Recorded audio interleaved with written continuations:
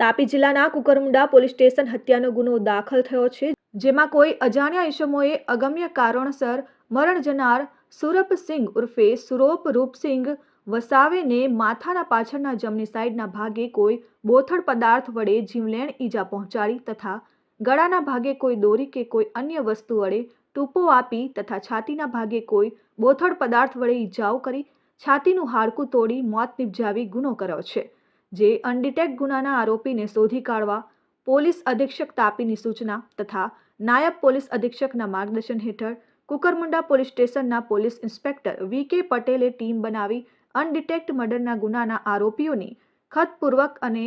યુક્તિપ્રયુક્તથી આરોપીઓ બાબતે સઘન પૂછપરછ કરી કડીઓથી કડીઓ મેળવી આ ગુનાના આરોપી